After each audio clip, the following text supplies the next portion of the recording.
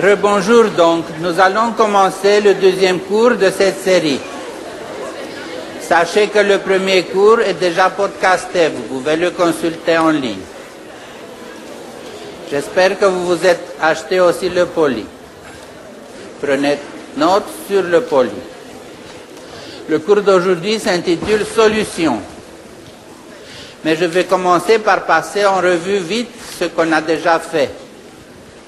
C'est votre occasion de revoir et d'ajouter certaines choses qui peut-être vous sont échappées.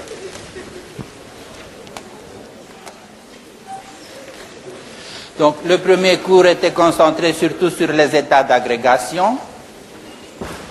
Le deuxième va introduire la notion importante de potentiel chimique. Et comme je dis, on va l'intituler « Solution ». Et le troisième va traiter les propriétés colligatives. Dans le premier cours, nous avons abordé l'état solide et puis les fluides. Avant de nous lancer sur le changement d'état et la tension superficielle. J'ai commencé à titre d'amusement peut-être de parler des 4 éléments connus par nos ancêtres grecs qui sont très compatibles, pour ainsi dire, de ce qu'on sait aujourd'hui des états d'agrégation de la matière et qui sont compatibles aussi avec la structure atomique de la substance, qui d'ailleurs avait été intuite à l'époque. Mais à la même époque, dans d'autres civilisations, ils ont regardé la nature autrement. Toujours en termes d'éléments primordiaux. Mais les 5 éléments des Chinois, par exemple, se référaient plutôt aux interactions existantes au sein de la nature ou au sein de l'organisme humain.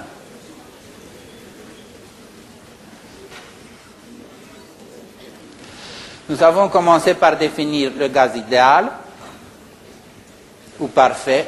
C'est le gaz où il n'y a pas d'interaction entre les molécules, ce qui fait que la pression est due aux collisions entre les molécules et la paroi. Et dans ce cas, c'est la loi fondamentale du gaz parfait qui est vérifiée. Je précise sur l'intérêt d'utiliser des unités dans le système international, ou de toute façon faire attention aux unités, à la compatibilité des unités entre elles. On va faire des exemples la prochaine fois dans le cours. J'ajoute qu'il n'y aura pas de TD associé à ce cours. Nous avons d'ailleurs fait un petit exercice avec la bouteille qui se détendait d'abord à la pression extérieure, qui était celle atmosphérique ou celle à la profondeur, après quoi on voyait de combien de fois on pouvait respirer cet air. Puis nous avons abordé l'état solide et nous avons fait l'affirmation importante que l'état solide est cristallin. Le cristal peut être constitué sous l'effet de plusieurs types de forces. Ce sont des forces électrostatiques ioniques dans le cas du chlorure de sodium, des interactions covalentes dans le cas du carbone dans le cristal, qui adopte cette forme de cristallisation, mais aussi dans d'autres formes de cristallisation du carbone, plus friables, comme le graphite par exemple.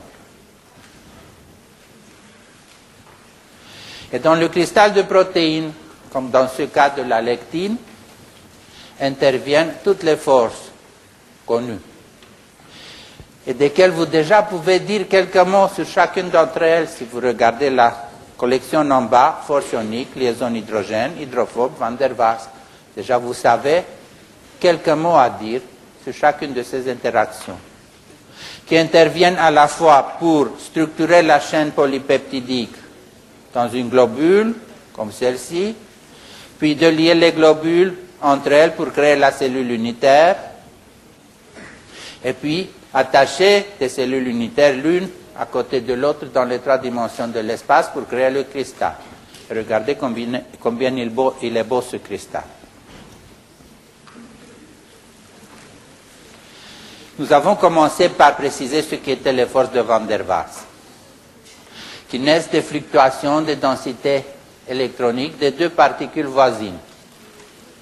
Ces fluctuations sont inhérentes dans la nature du nuage électronique qui entoure le noyau positif.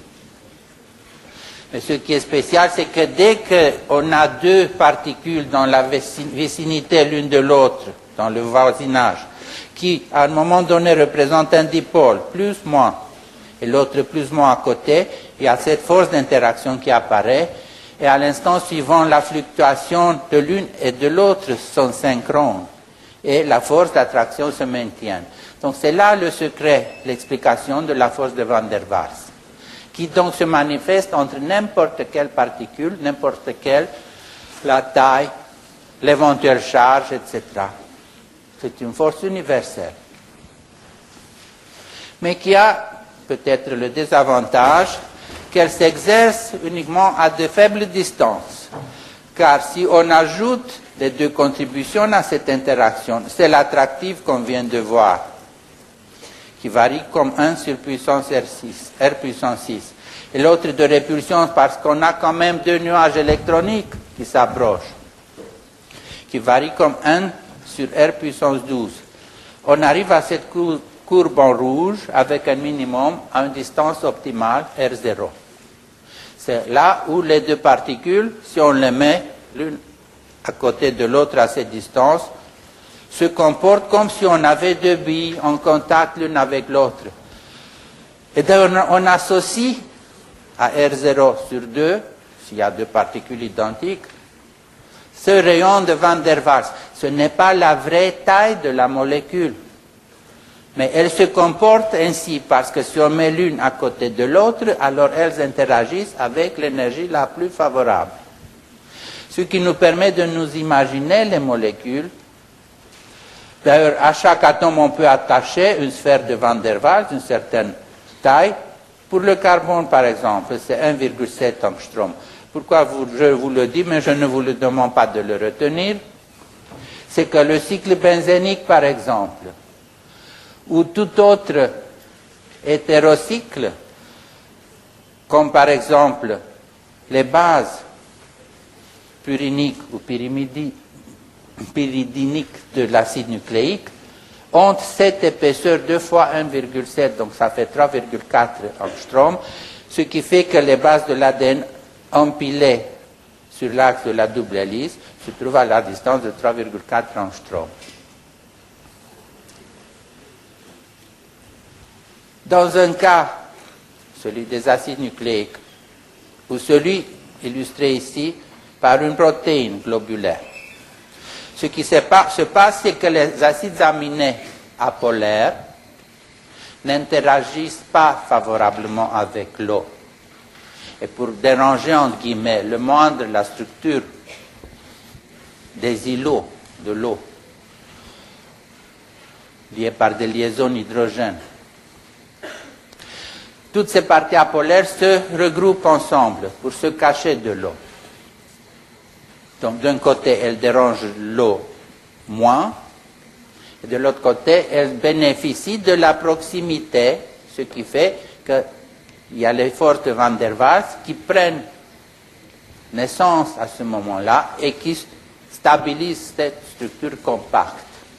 Donc, d'un côté, on a l'interaction hydrophobe qui est la première qui dirige les molécules à s'associer, les particules, les atomes à s'associer entre eux.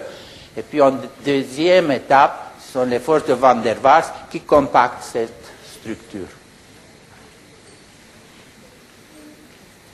Nous avons dit que, en réalité, si une molécule se trouve à l'origine et l'autre peut se situer à une distance quelconque R par rapport à la première, en réalité, toute molécule va osciller d'un côté et de l'autre par rapport à la distance d'équilibre.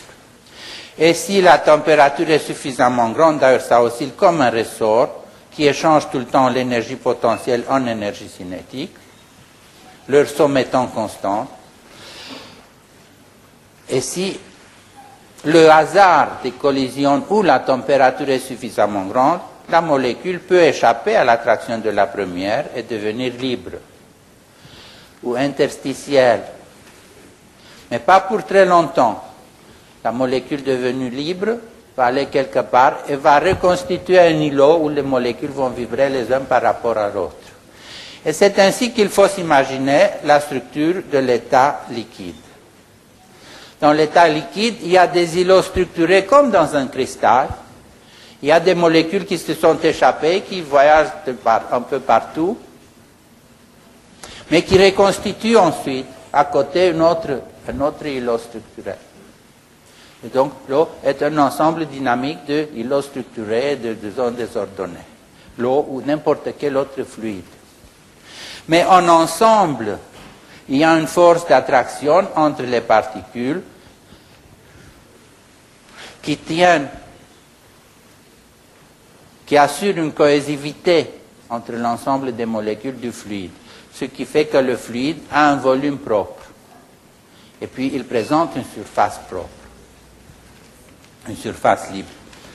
Là, j'ai interposé quelques diapos pour vous rappeler la structure de l'eau et du fait que l'hydrogène apporté par l'électron apporté par l'hydrogène s'approche et est attiré plutôt vers l'oxygène qui est électronégatif, crée deux charges partielles delta plus, et puis il y a des charges repoussées des électrons non liants de l'oxygène dans les autres deux orbitales de l'oxygène pour créer deux charges spatiales delta moins. Et la liaison hydrogène en réalité est une interaction électrostatique entre ces charges partielles. Une molécule d'eau peut réaliser 4 interactions sur liaison hydrogène, 2 en qualité de donneur d'hydrogène, les deux en bas, et 2 en qualité d'accepteur d'hydrogène, les 2 interactions vers le haut.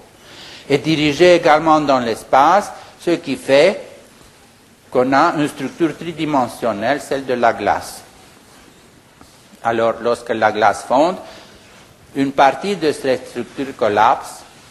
Il y aura des molécules libres, interstitielles, qui vont se promener un peu partout, ce qui fait que le volume de la glace se réduit lorsque la glace fonde et devient liquide.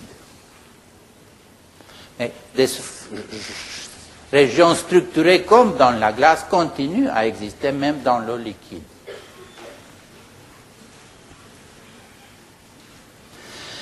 Donc je disais qu'il y avait une force de cohésion qui faisait que les molécules de la surface libre du liquide étaient attirées vers l'intérieur du liquide, ce qui créait une sorte de pression interne, ce qui faisait que le liquide se maintenait dans un volume propre. Et l'existence de cette force a d'autres conséquences aussi. Entre autres, on verra la tension superficielle. Et puis, il y a un équilibre entre les molécules qui s'agitent à l'intérieur du fluide et certaines qui, et je n'ai pas introduit ici des notions d'énergie, mais qui ont assez d'énergie pour vaincre cette force de cohésion, dépasser la surface de séparation et devenir des vapeurs. Il y a donc un équilibre entre les molécules qui se trouvent en phase gazeuse et en phase liquide.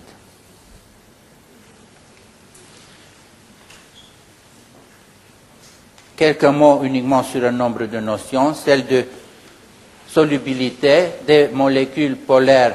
L'eau agit comme solvant parce qu'elle crée des interactions du type liaison hydrogène ou en général électrostatique avec le soluté, comme c'est le cas de la glucose ici. Et puis on a passé au changement d'état,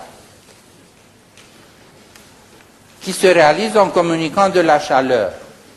Déjà, en communiquant de la chaleur, on augmente la température d'une phase, comme c'est le cas de la phase liquide ici. Mais au moment où l'ébullition commence, la température reste constante et les deux phases, celle de vapeur et de liquide, se trouvent, on dit, en équilibre. Mais plus on communique de chaleur latente de vaporisation, plus il y a des molécules qui récupèrent cette chaleur et deviennent vapeur. Jusqu'à ce que toutes les molécules ont passé en phase de vapeur. Après quoi, on peut continuer à les, en guillemets, agiter encore davantage en communiquant de la chaleur. À une pression donnée, la température d'ébullition, comme toute autre température de changement de phase, est constante. Et si on les met sur un graphique P en fonction de T, on a ces courbes qui se rencontrent dans le point triple.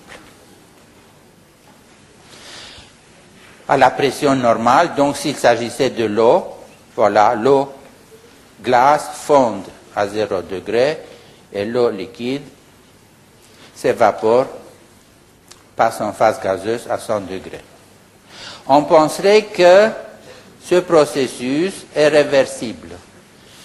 Et il est d'une certaine façon, mais à la condition que pour le retour, il y a des centres de condensation. Et dans la tête, cette image de la molécule dans le graphique de l'énergie d'interaction de Van der Waals en fonction de la distance, il faut qu'il y ait à l'origine une molécule chef par rapport à laquelle les autres vont se mettre à osciller. Donc s'il n'y a pas un centre de condensation qui définisse une molécule autour de laquelle on crée le premier îlot structuré, le processus n'a pas lieu. Ce qui est exploité, entre autres, dans la chambre à brouillard qui permet de visualiser la trajectoire des particules issues d'une expérience nucléaire ou récupérées de l'atmosphère, de la radiation cosmique. C'est que dans ces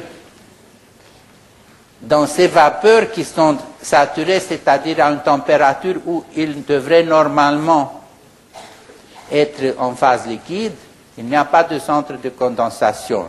Mais ces centres sont créés par la particule qui, dans son chemin, ionise les molécules de gaz qui se trouvent dans la chambre, et ces ions qui sont créés sur le parcours de la particule constituent des centres de condensation et vont condenser les premières gouttes de liquide.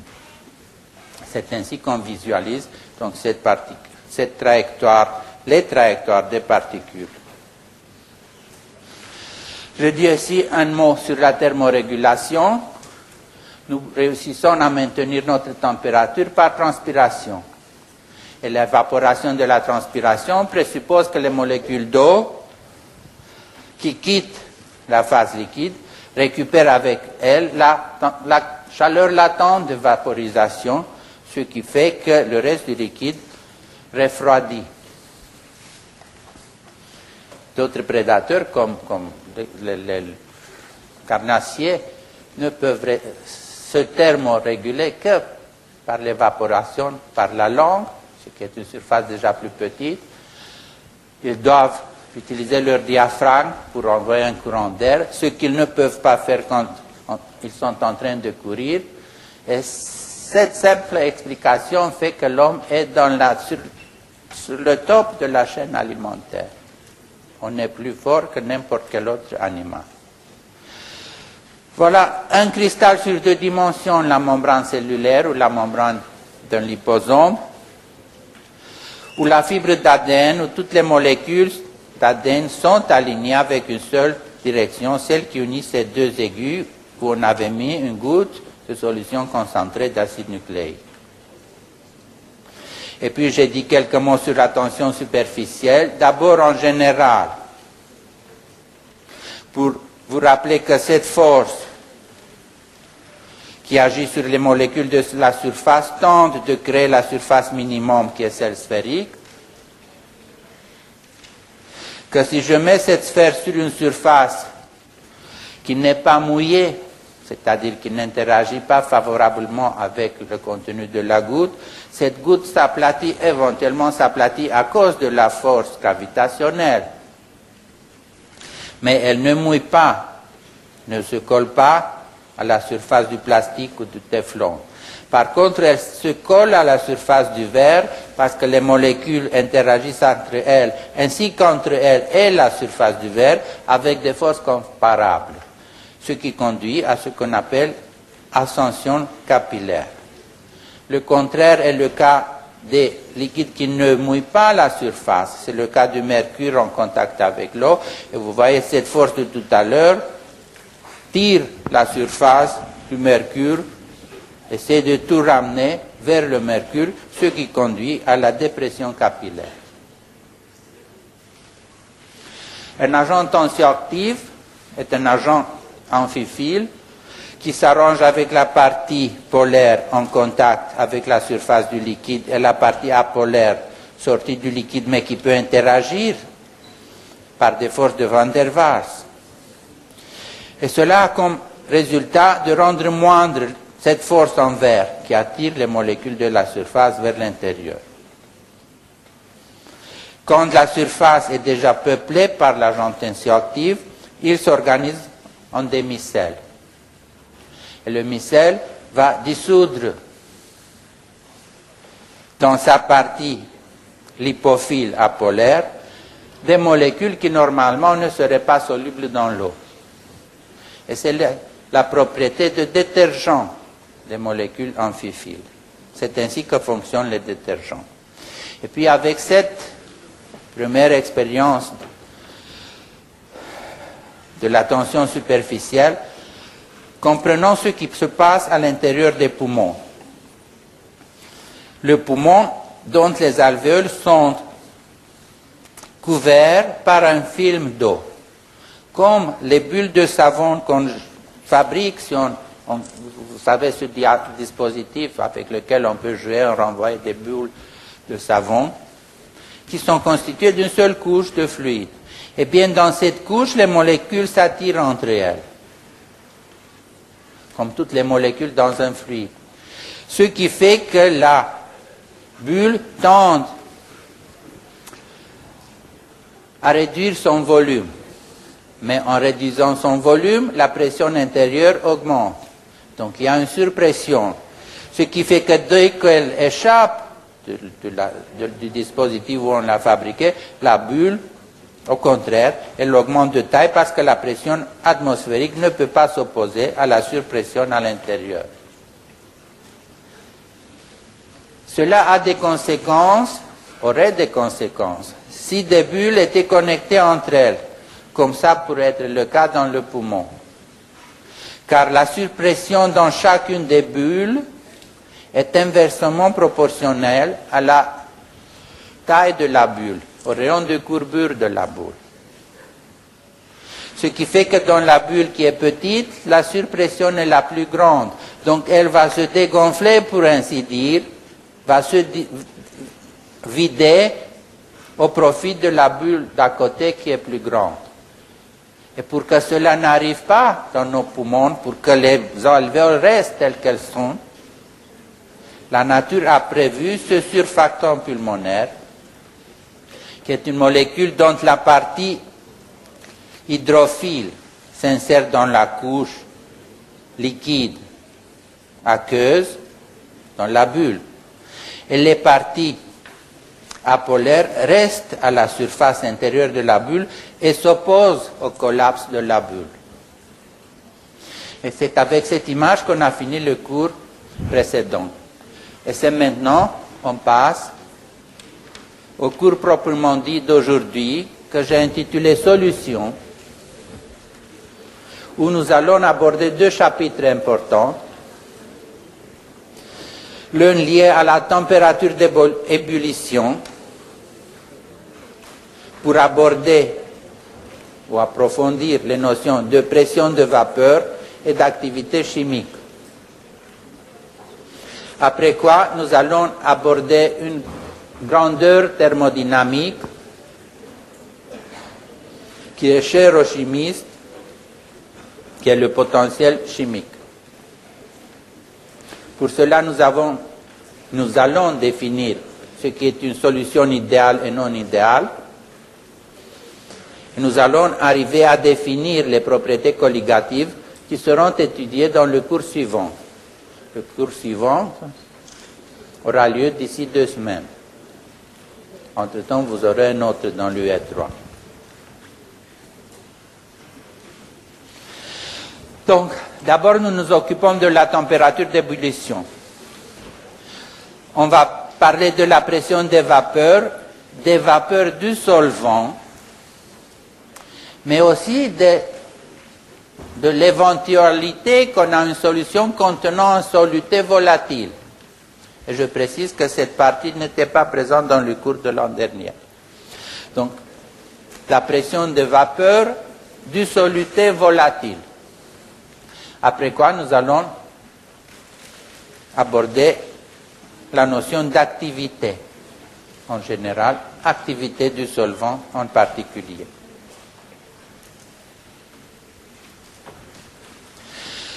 Nous avons vu que la pression de vapeur du solvant résulte de l'équilibre entre les molécules qui sortent et celles qui rentrent dans le fluide. Il y a davantage de molécules qui sortent que de molécules qui rentrent dans le fluide. Bien sûr, le nombre de molécules qui sortent dépend de leur nombre dans le strat, dans la couche superficielle. Et si nous ajoutons un soluté, celui-là va se répartir un peu partout.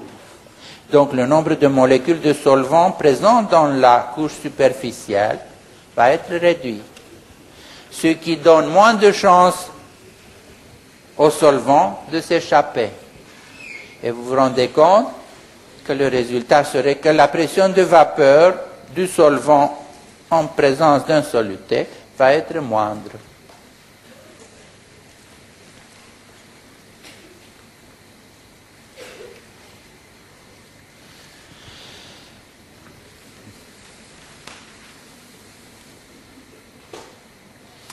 Et puis, c'est une question de bon sens de se dire, si quand même je veux déterminer le liquide de se vaporiser, de l'amener à l'ébullition,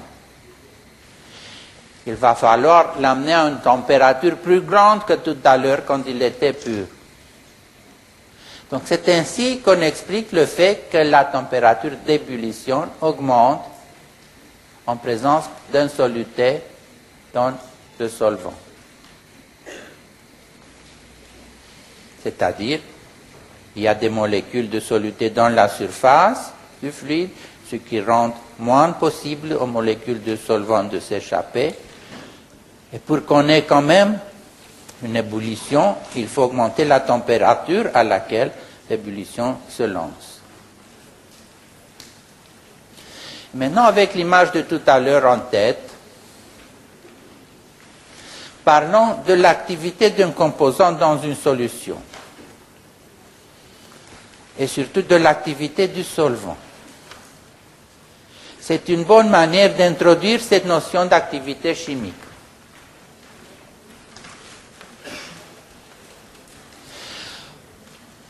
En général, pour qu'une réaction chimique soit favorable, etc., on joue sur la concentration des espèces présentes dans la solution.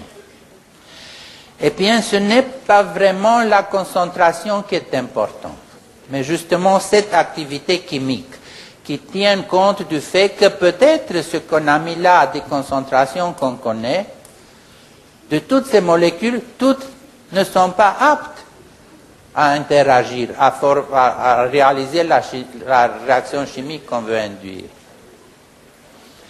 Donc la réactivité chimique d'un composant dans la solution n'est vraiment pas celle donnée par la concentration de ce composant. Du fait que le composant interagit avec d'autres molécules, réduit la concentration active du composant. Elle est réduite par un facteur sous-unitaire qui s'appelle coefficient d'activité, gamma A.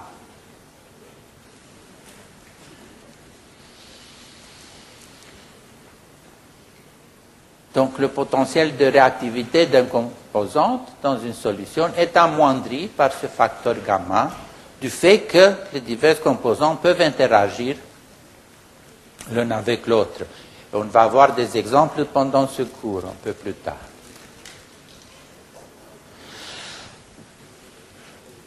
La manière la plus intéressante de voir comment on détermine ce coefficient d'activité? Le voilà.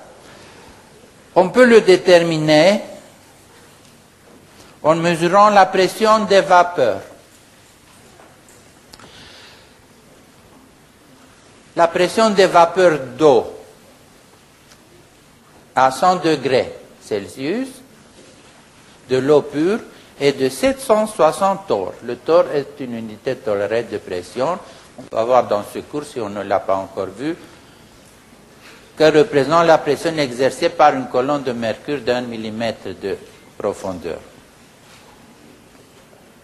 Eh bien, en présence, regardez, du nitrate de potassium à la concentration de 0,5 molaire, et toujours à 100 degrés, la pression des vapeurs de molécules d'eau, donc des molécules qui se sont échappées du liquide, est tombée à 749 torr.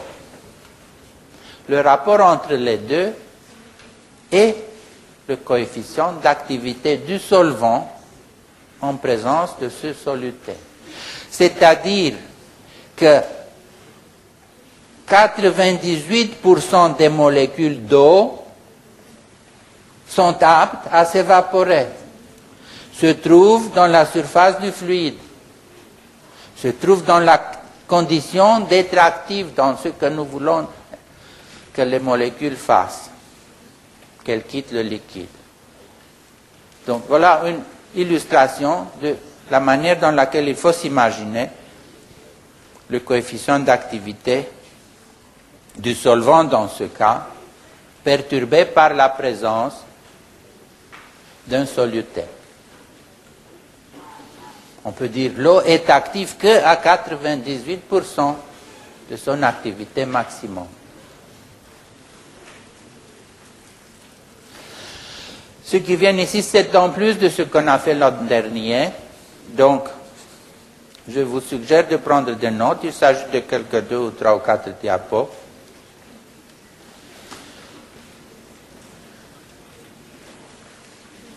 C'est la situation symétrique à celle qu'on vient de voir.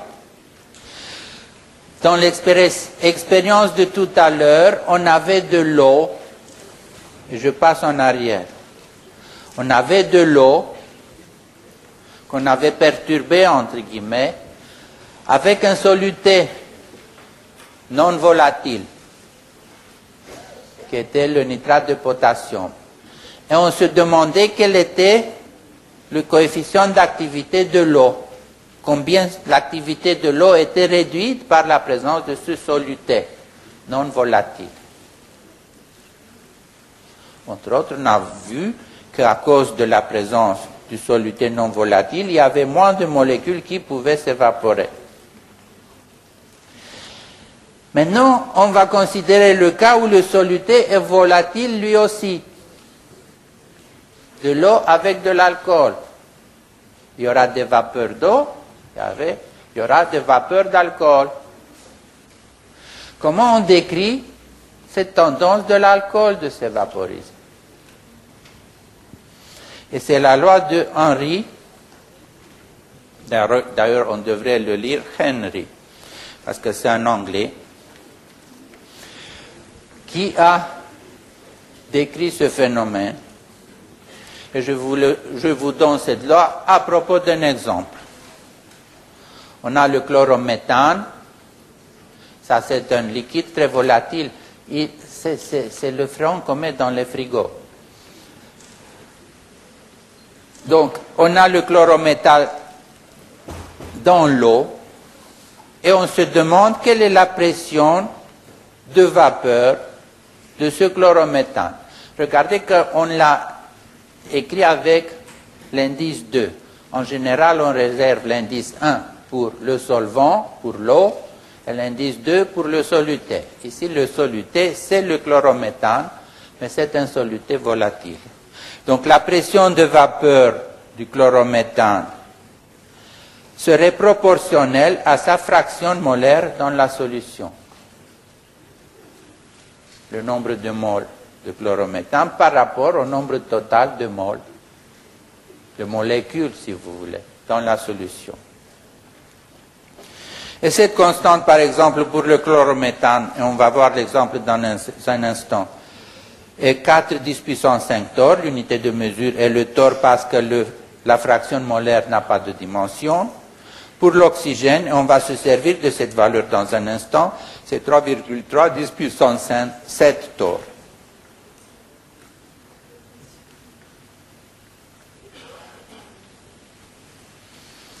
Voilà un exercice. Déterminer la constante de Henry du chlorométhane. Là, vous voyez la formule du chlorométhane si vous vous demandez ce que c'est. Donc, c'est du méthane où un hydrogène est remplacé par un chlore. Et voilà le modèle en sphère de Van der Waals de cette molécule. Le chlore est énorme en diamètre comme sphère de Van der Waals. Donc, pour diverses fractions molaires dans un mélange chlorométhane avec de l'eau, où la fraction molaire, vous voyez, c'est très petite, il y a très peu de chlorométhane. Pourtant, la pression de vapeur, à chaque fois, change d'une manière considérable. La pression des vapeurs de chlorométhane. On représente cette pression en fonction de la fraction molaire.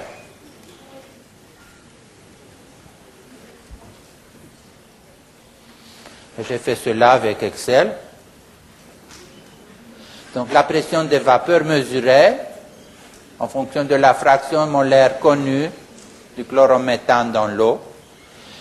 Et les points se situent sur une droite dont la pente est justement la constante de Henry. Elle est effectivement 4 10 puissance 4, comme je vous avais promis il y a quelques instants. Où est-elle? Voilà, chlorométhane. 10 puissance 5, j'ai dit là. Attendez, ça fait combien? 1, 2, 3. Non, c'est 10 puissance 4, donc il faut corriger là. C'est 10 puissance 4. Voilà. Est-ce que c'est quelque chose d'intéressant ou pas, connaître la constante de Henry d'une molécule quelconque, d'un solvant, d'une soluté volatile? Eh bien, c'est très intéressant et vous allez voir dans l'exercice suivant, où on va voir si le soluté qui est l'oxygène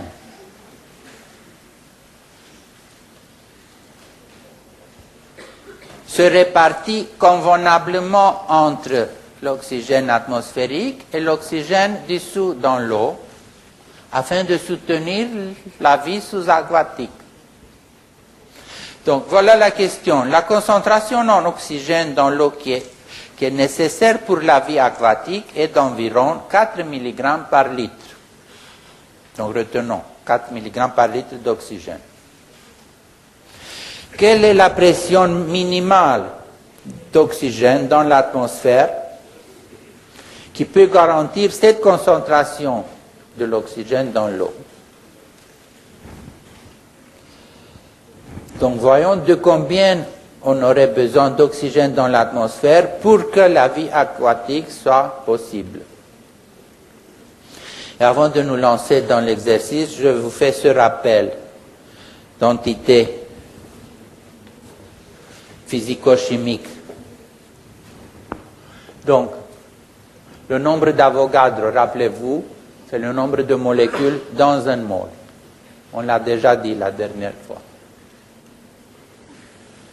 C'est-à-dire tout mol contient Na molécules. La masse moléculaire à ne pas confondre avec la masse molaire. La masse moléculaire se mesure en unité atomique de masse ou en Dalton. C'est-à-dire c'est quelque chose sans dimension, ça se détermine dans le spectromètre de masse. C'est une entité sans dimension. Par contre, la masse molaire, c'est cette même unité atomique de masse, mais exprimée en grammes par mol. L'eau, est-ce que c'est l'eau que j'ai donnée? Oui. Vaut 18 Dalton en masse atomique et ça vaut 18 grammes par mol en termes de masse molaire. Donc ne confondez pas les deux termes. La concentration massique s'exprime en grammes par litre, grammes par centimètre cube. En SI, ça devrait être kilogrammes par mètre cube, mais il est dur de penser en ces termes quand on parle de molécules dans une éprouvette ou dans le corps humain. La concentration molaire, par contre, s'exprime en mol par litre.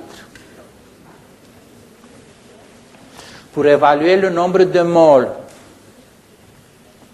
si on connaît la masse totale de soluté et sa masse moléculaire, masse molaire, c'est le rapport petit m sur grand M qui me donne le nombre de moles.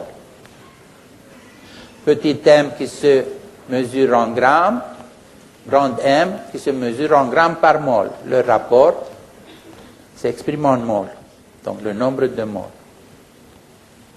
La fraction molaire, par contre, c'est adimensionnel. C'est le nombre de moles d'une certaine soluté ou d'une certaine composante sur le nombre total de moles des composantes présentes dans le système respectif.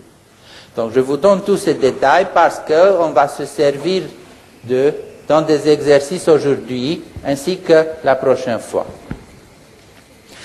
Revenons à la concentration d'eau dans l'eau qui puisse soutenir la vie. Nous allons commencer par convertir cette concentration qui est exprimée en milligrammes par litre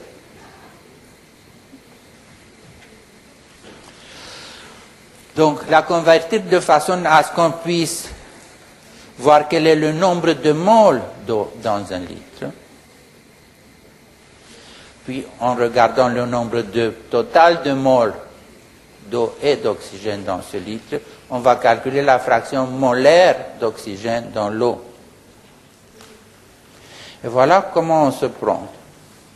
Donc, le nombre de moles d'eau, c'est petit m sur grand M dans un litre.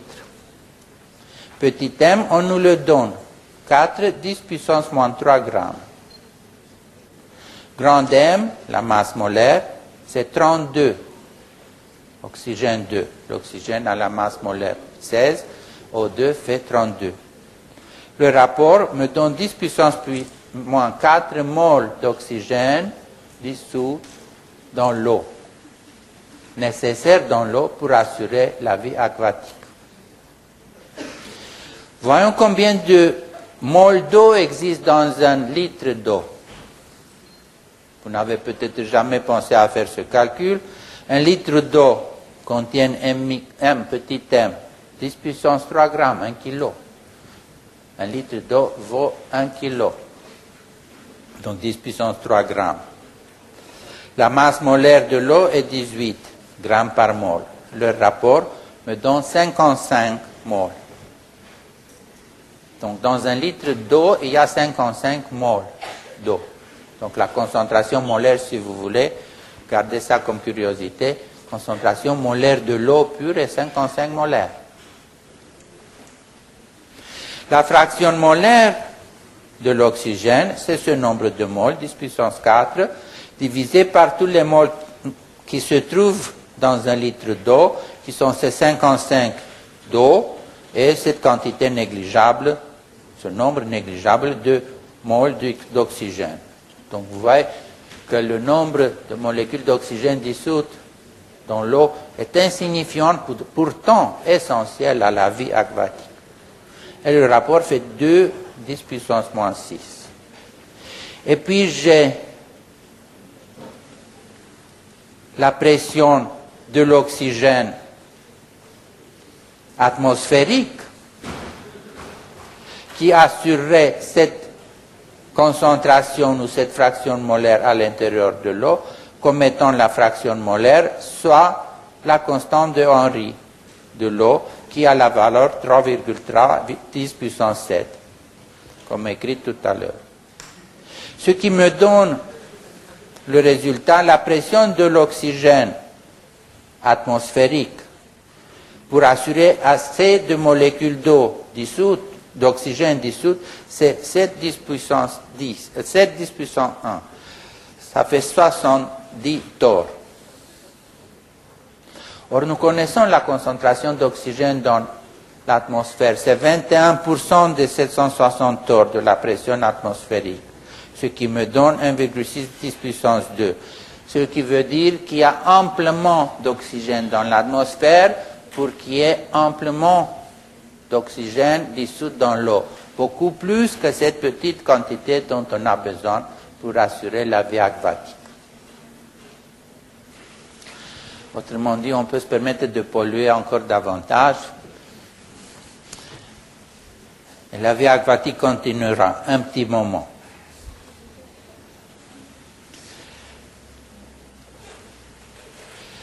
Et avec ceci, on passe à la deuxième partie de notre cours.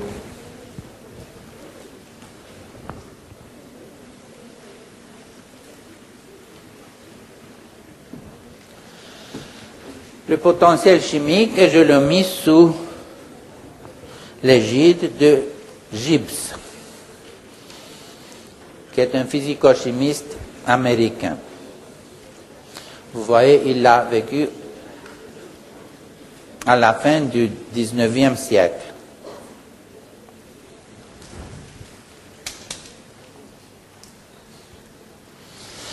Rappelons-nous ce qui est d'abord l'énergie libre de Gibbs. C'est une entité thermodynamique composée de 3 autres fonctions d'état hydrodynamique. H, l'enthalpie, T, la température absolue, et S, l'entropie. Sur quoi nous renseigne l'enthalpie? Elle est la mesure de l'énergie de toutes les interactions qui ont lieu dans le système thermodynamique respectif. S'il s'agit des molécules qui interagissent, alors il y a la somme de toutes ces énergies, Van der Waals, liaison hydrogène, l'énergie mécanique, des collisions, tout ceci entre dans le terme enthalpie. Et puis, à une température donnée T, mesurée en degrés Kelvin, toutes les composantes du système se trouvent dans un certain état d'ordre ou de désordre. Et la mesure de l'état de désordre, c'est l'entropie, S. Plus le désordre est grand, plus l'entropie est grande. Donc vous voyez que l'énergie libre de Gibbs combine à la fois toutes les énergies d'interaction dans le système et la mesure de son degré de désordre.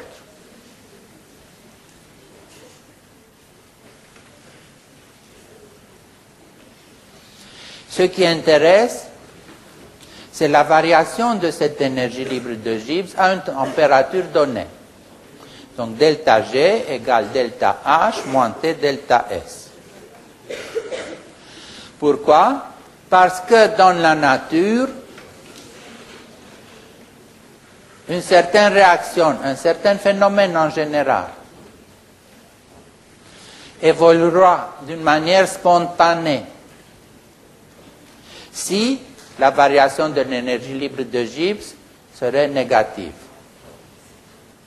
Donc la réaction se déroulera par elle-même à la condition qu'on finisse en état énergétique moindre, ce qui fait un delta H négatif, ou à un degré de désordre plus grand, ce qui ferait un delta S positif. Un delta S positif qui fait le terme moins T delta S négatif.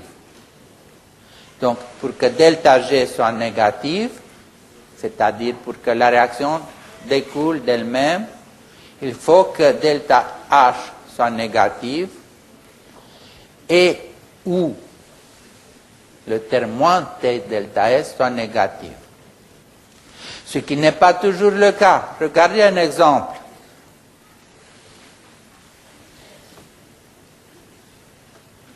le corps, ou la molécule, je dis le corps A, interagit avec B pour créer l'entité AB. Pour que cette entité soit créée, il faut que A interagisse avec B d'une manière favorable. Donc l'interaction présuppose que delta H est négatif.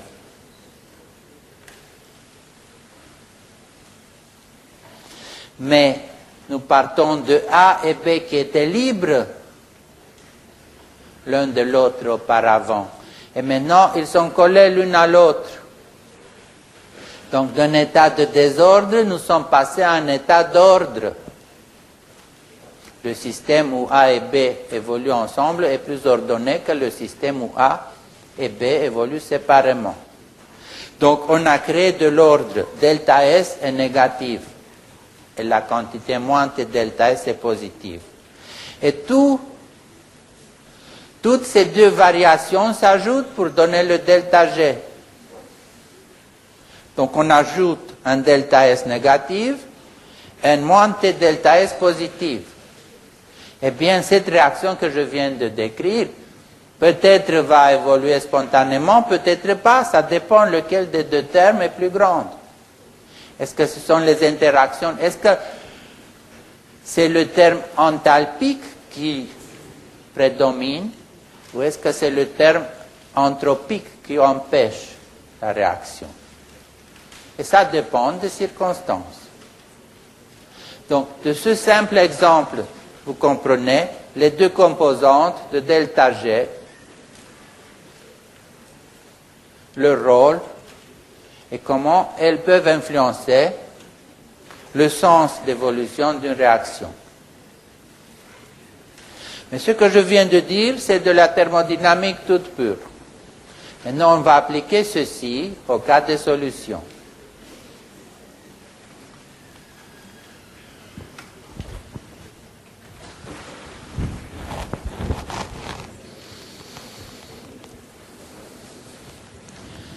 Donc, on avait dit que pour un système Qu'est-ce qui se passe? Pour un système thermodynamique quelconque, delta G égale delta H moins T delta S.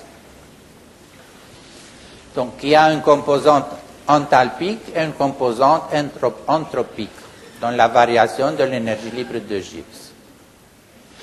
Une telle variation a lieu lorsque nous introduisons un soluté dans un solvant. Il y aura un delta S parce qu'il y aura des interactions entre le soluté et le solvant. Il y a un delta S parce que dans le solvant qui était tout pur au départ, on crée du désordre parce qu'on rajoute quelque chose de différent. Donc il y a un terme entropique et un terme enthalpique. Il y aura une variation delta G, et si nous divisons cette variation, ou si nous l'exprimons, la variation de G, à la variation de la fraction molaire X des molécules de soluté ajoutées, nous obtenons cette quantité qui s'appelle potentiel chimique. Donc, mu se définit comme delta G sur delta X. C'est la variation de l'énergie libre Gibbs d'une solution par l'apport de molécules de soluté. Mu égale delta G sur delta X. X étant la fraction molaire du soluté.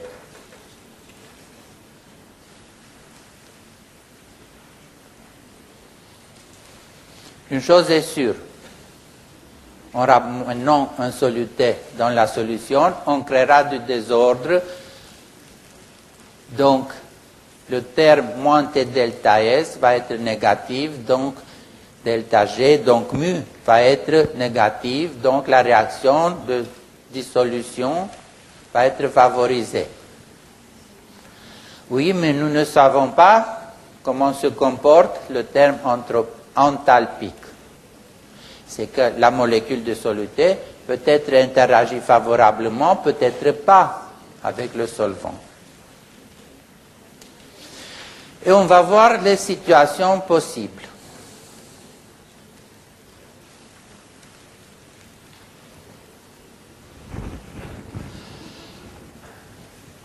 Considérons une solution.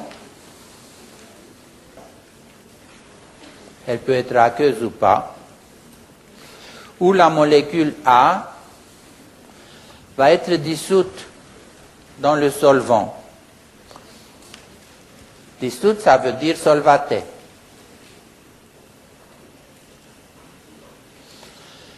En dissolvant le soluté A,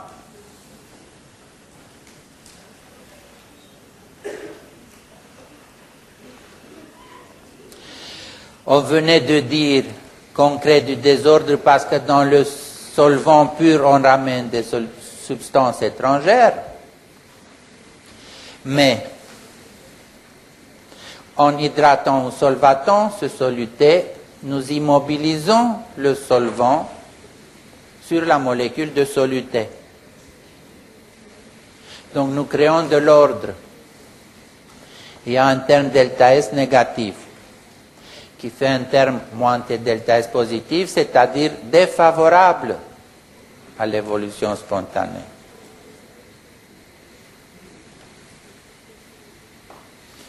Bien sûr, il se peut que cette interaction qui immobilise le solvant sur la surface du soluté soit favorable en termes énergétiques, en termes enthalpiques. À ce moment-là, delta H serait négative. Il sera plus grande que le terme moins T delta S et forcera la réaction vers son évolution spontanée.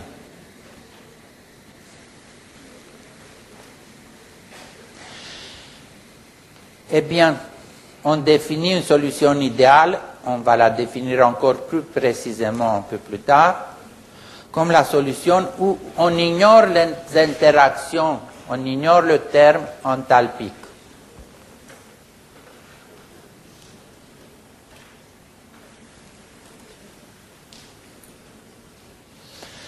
Et on verra ça dans un instant. Voyons un autre cas.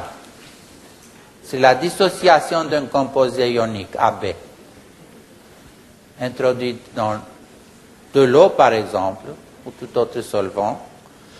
La molécule AB dissocie dans les ions opposés, A positif, B négatif,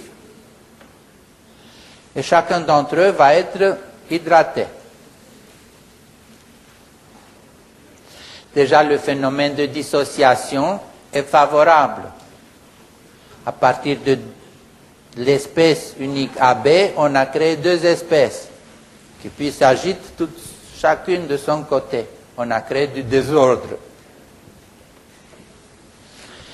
Donc c'est un phénomène favorable. Mais le phénomène de solvatation qui suit a deux aspects. L'un, c'est que le solvant est immobilisé sur le soluté, sur les ions, ce qui est une création d'ordre, donc un processus défavorable du point de vue anthropique. Mais l'interaction elle-même est énergiquement favorable, donc du point de vue enthalpique, delta H est négatif, donc la réaction est favorisée. Eh bien, la somme de toutes ces contributions va décider si delta G est positif ou négatif. C'est ainsi qu'il faut regarder le bilan que se fait entre guillemets la molécule apolaire lorsqu'on l'introduit dans un solvant polaire. Est-ce qu'elle va se laisser hydrater pour contribuer par cet aspect favorable aux autres nuisances qu'elle cause en détruisant la structure, les associations des molécules d'eau d'entre elles, en forçant les molécules d'eau de s'arranger par rapport à la molécule apolaire. eh bien, la molécule apolaire constate qu'elle n'est pas favorisée à être solubilisée dans l'eau. Donc, toutes les molécules, toutes les parties apolaires d'une macromolécule se rassemblent afin de minimiser leur contact avec l'eau. Et c'est ça l'essence de la force hydrophobe. Ça ramène ensemble toutes les parties apolaires qui ne peuvent pas se laisser hydrater. Et puis, l'avantage, c'est que dans cet état compact, les participants peuvent interagir par des forces van der Waals, ce qui stabilise la structure compacte, ce noyau hydrophore compact qu'on retrouve dans les macromolécules globulaires ou dans la structure empilée de la double hélice d'ADN.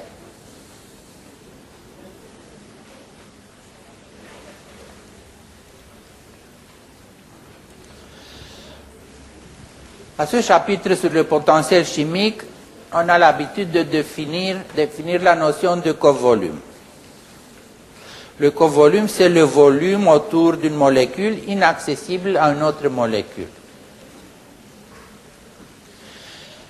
Et je vous le donne comme définition, même si vous n'allez pas apprécier l'importance et l'intérêt de cette définition. Mais qui sait, dans d'autres disciplines, vous allez le re-rencontrer. Et sachez que c'est ici qu'on en parle pour la première fois. Et puis la molécule de covolume nul va donner une solution idéale. C'est-à-dire, on définit une solution idéale comme la solution où les molécules ne se gênent pas entre elles, comme si elles n'existaient pas, comme si elles ne se voyaient pas, comme si elles étaient punctiformes. Et pour qu'elles s'ignorent les unes les autres, c'est qu'elles n'interagissent pas entre elles. Donc vous voyez, toutes ces affirmations sont synonymes. Dans une solution idéale, le covolume est nul, les molécules n'ont pas de volume propre, les molécules ne se gênent pas entre elles, elles n'interagissent pas entre elles.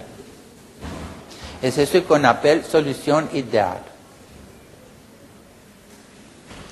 La conclusion est que toute solution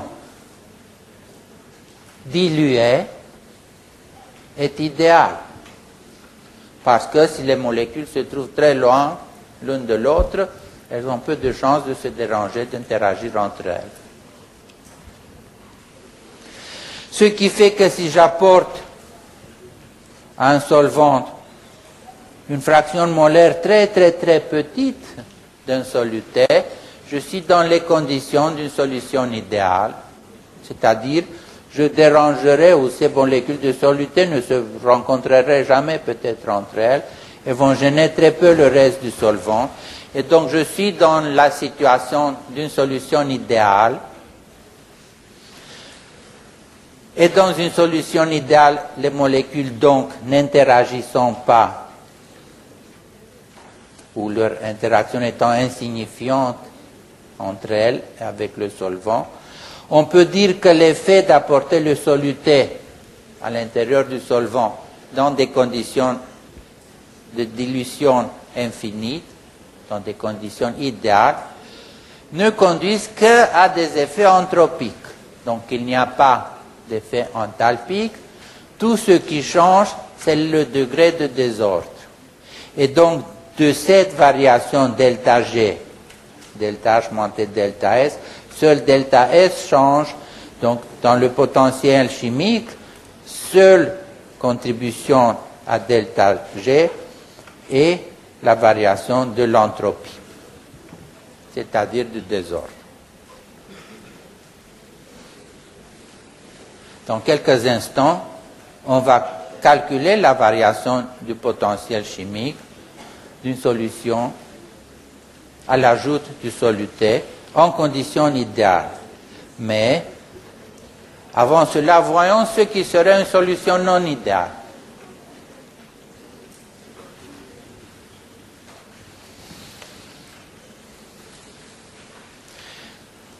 Dans une solution non idéale, il y a des interactions.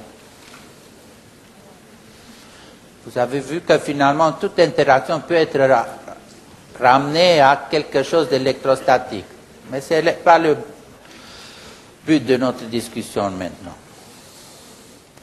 On dit qu'une solution non idéale est une solution où le covolume, c'est-à-dire le volume exclu, n'est pas nul. Et voilà un cas de solution non idéale.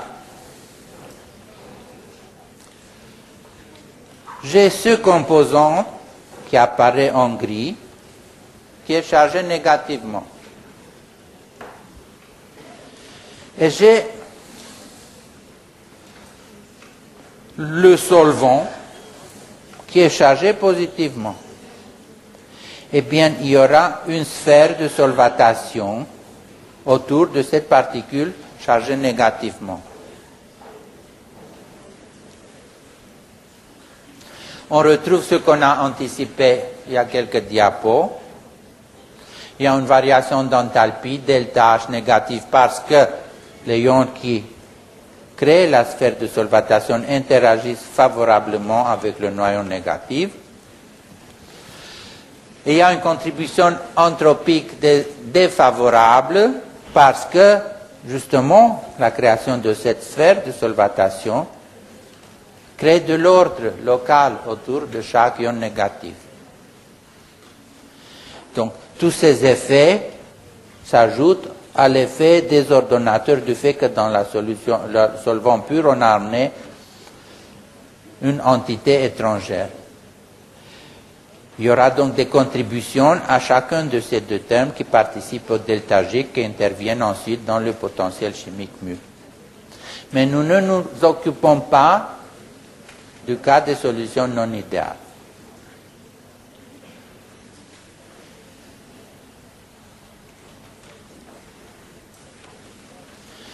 Et ce dont nous nous concentrons, c'est le potentiel chimique, ou plutôt sa variation, le potentiel chimique du solvant dans une solution binaire. Une solution binaire, c'est une solution où le composant 1, c'est le solvant, et le composant 2, c'est une autre molécule qu'on amène à une fraction molaire, X2. Parce que l'indice 1 est associé au solvant, l'indice 2 au soluté.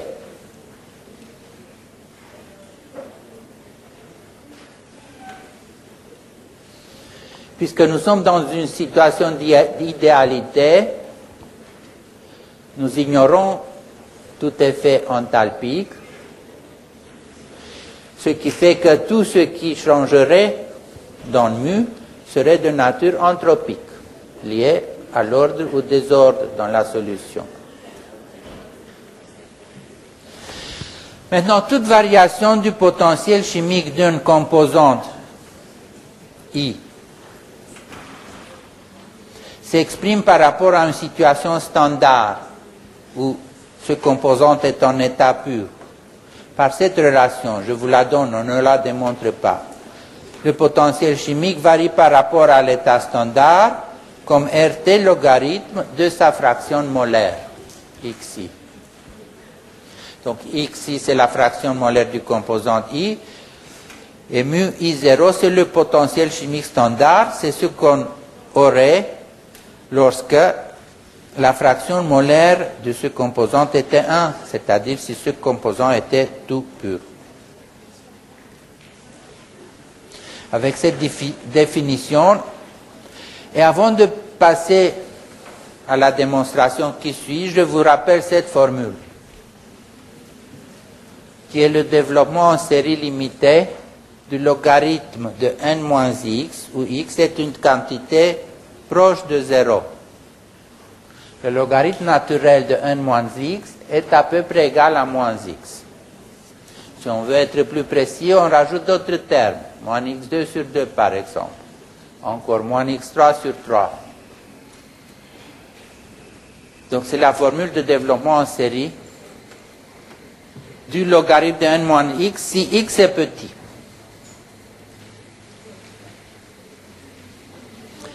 Et maintenant, particularisons la relation qui définit le potentiel chimique d'un composant dans une solution en fonction de sa fraction molaire. Pour l'eau, le solvant, a l'indice 1. Par rapport à l'état de l'eau pure, μ1 s'exprime comme étant RT logarithme de sa fraction molaire. Bien sûr, si je rajoute au solvant un composant 2, la fraction molaire du solvant pur baisse. Donc, en fonction de la fraction molaire du soluté, qui est X2, la fraction molaire du solvant se réduit à 1 moins X2. Donc, je vous donne cette démonstration et je suis sûr que ça vous ennuiera.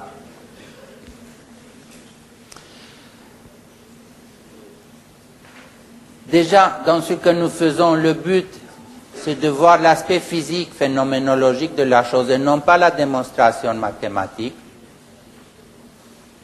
Mais cette formule et cette notion de potentiel chimique est quelque chose que vous allez rencontrer dans pas mal de domaines. Et c'est le moment de l'introduire d'une manière formelle. Vous allez en être content plus tard. Maintenant, passez s'il vous plaît, faites cet effort de me suivre les 2 diapos qui suivent. Donc, cette formule qui est valable pour toute composante, je l'ai écrite pour le composante O. μ1 par rapport à l'état standard et RT logarithme de x1, la fraction molaire de l'eau, que j'exprime comme 1 moins x2, où x2 c'est la fraction molaire du soluté que j'ai ajouté. Donc, le nouveau potentiel chimique de l'eau en présence du soluté par rapport à l'état standard où c'était l'eau pure, c'est RT logarithme de 1 moins x2. Je remplaçais x1 par 1 moins x2. Or, logarithme de 1 moins x2, j'avais dit que c'était moins x2 moins x. Vous voyez, le logarithme de 1 moins x, c'est moins x. Éventuellement, j'ajoute le terme moins x2 sur 2. C'est ce que j'ai fait ici. Le moins en face, moins x, et moins x2 sur 2, avec le RT de tout à l'heure. Donc, j'ai exprimé la variation du potentiel chimique de l'eau lorsque j'ai rajouté une fraction molaire x2 de soluté par ce développement en série qui a le signe moins en face, qui me dit que plus j'ajoute de soluté, plus le potentiel chimique devient négatif, c'est-à-dire l'état devient favorable. Il devient favorable, on verra dans un instant, parce que je crée davantage de désordre. En rajoutant du soluté X2, je crée plus de désordre et le terme delta G dans cette expression du potentiel de Gibbs, à cause du désordre qui fait delta S positif, me donne un montée delta S négatif et donc mu devient négatif.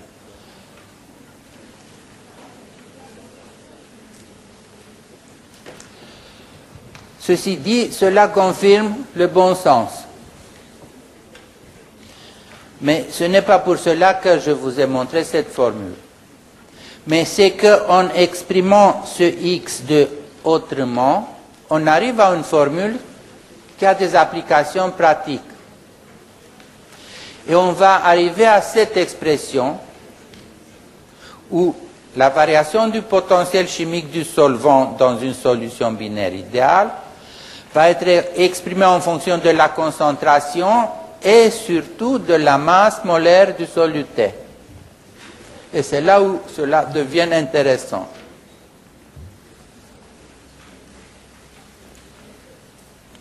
Donc, on était arrivé à ce développement de μ1 en fonction de la fraction molaire du soluté.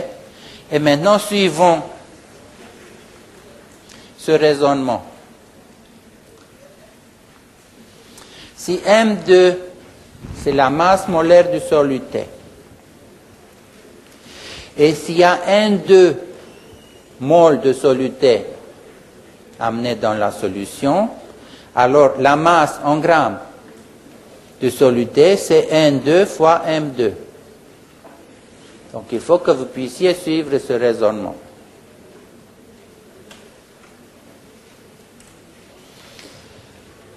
Et puis la concentration massique de soluté, c'est ce M2, la masse de soluté, divisé par le volume total de la solution. Je suis ici sur cette ligne. Vt donc étant le volume total de la solution. Maintenant, si je remplace M2 par ce qui est dans la deuxième ligne, j'ai la concentration de soluté comme étant N2M2 sur le volume total. Le volume total de la solution, c'est le nombre total de moles dans la solution, fois le volume molaire, le volume d'un mole.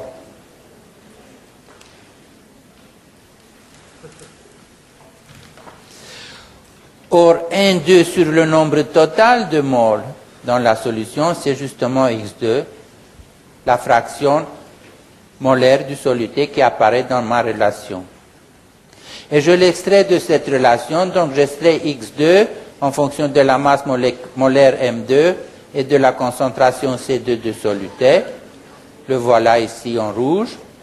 Et je l'introduis dans la relation que j'avais déterminée auparavant par développement en série.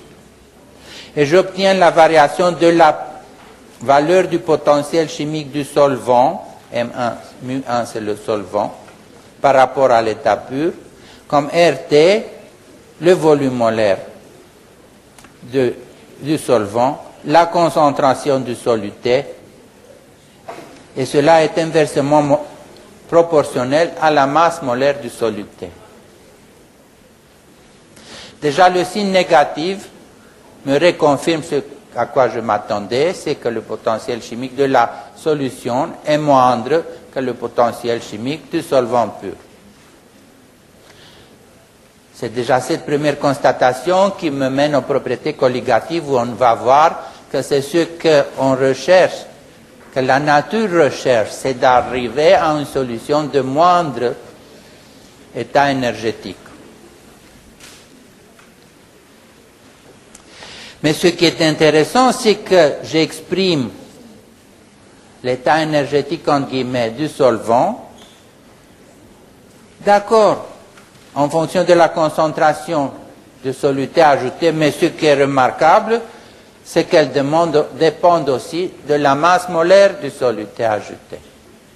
Donc le désordre que je crée n'est pas uniquement dû à la concentration de ce que j'ajoute, mais aussi de la masse molaire de ce que j'ai ajouté.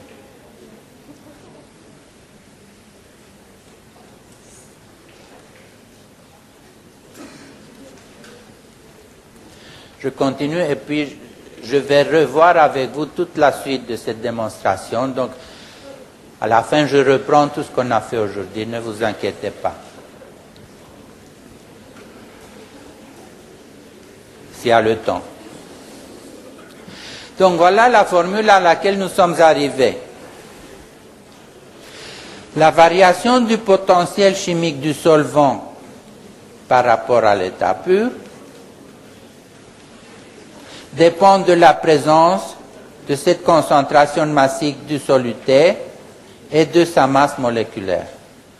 La série peut continuer avec un deuxième terme que j'ai enlevé ici. Vous voyez, là, il y a.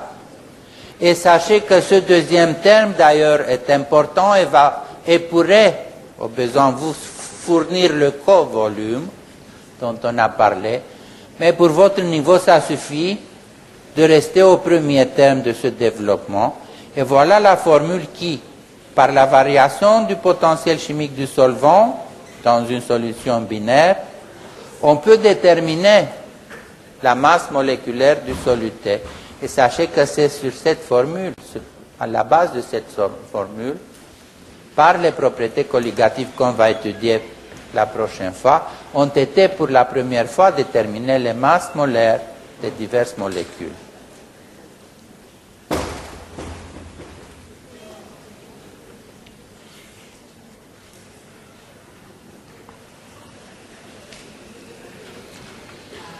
Et je répète que la baisse du potentiel chimique du solvant s'est réalisée uniquement par un effet entropique. C'est-à-dire, nous avons ignoré toute participation des interactions à cette variation. Et cela est souligné par le signe moins qui apparaît devant la formule. Sur cette formule se basent les propriétés dites colligatives.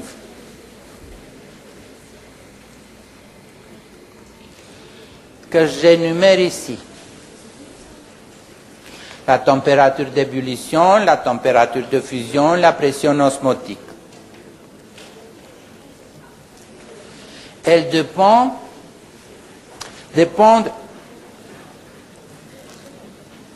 on a vu dans la formule précédente, de x de la fraction, c'est-à-dire le nombre de moles, le nombre de molécules étrangères qu'on amène en solution, et peut être converti dans cette expression dans une relation qui tient compte de la concentration de la molécule étrangère et de sa masse moléculaire. Donc, les propriétés colligatives que nous allons étudier la prochaine fois sont gouvernées par cette relation. Je pense qu'il y a un seul diapo que je vais encore montrer avant de revenir et faire, oui, j'aurai 5 minutes pour revenir, pour voir comment on peut réinterpréter ce qu'on vient de décrire d'une manière phénoménologique il y a quelques instants.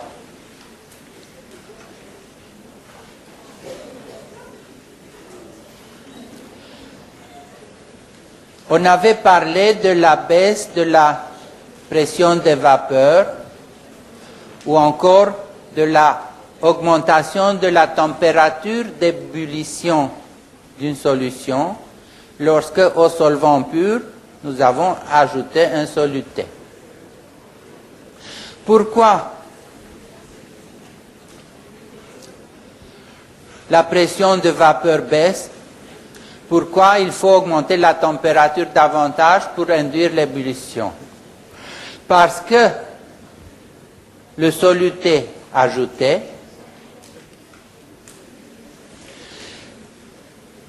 pour le solvant, le potentiel chimique, ou pour s'exprimer d'une manière approximative, son état énergétique est plus favorable en présence du soluté à cause du désordre que ce soluté a généré.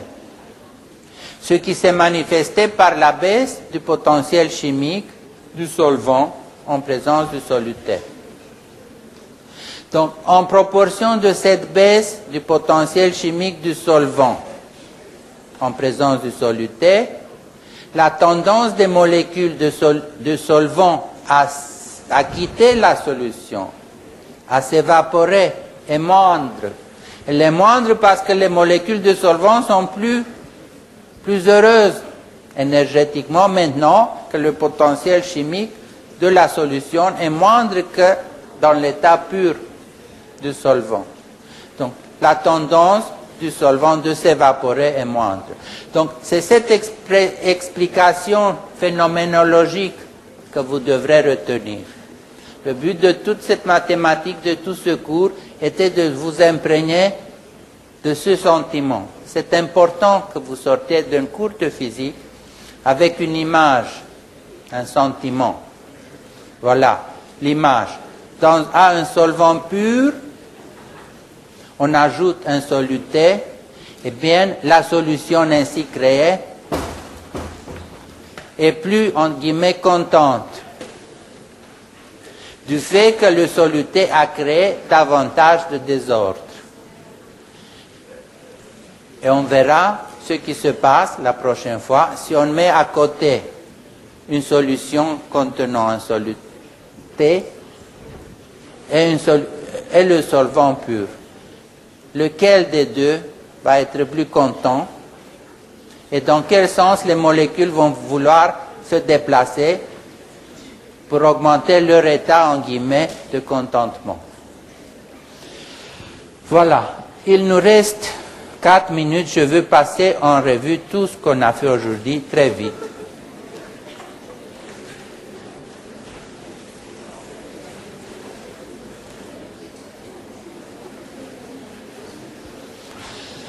Ce avec quoi j'avais fini, c'est ce avec quoi j'avais commencé. Sauf que ce avec quoi j'ai commencé, c'était basé sur la notion d'activité chimique. En présence et de la patience, 1 minute encore. En présence du soluté, il y a moins de molécules à la surface de la solution, et donc la tendance des molécules de s'échapper est moindre. Donc, c'est ce que j'ai voulu vous montrer. On a plusieurs manières d'expliquer la même chose. Celle-ci, en termes d'activité, la notion d'activité, finalement, vous allez peut-être voir, est liée au potentiel chimique, ou en termes de potentiel chimique qui s'exprime en fonction de fraction molaire, c'est-à-dire de nombre de molécules. Une propriété liée au nombre de molécules s'appelle colligative. Et voilà ce qu'on a fait aujourd'hui et ce avec quoi on finit. Je vous remercie.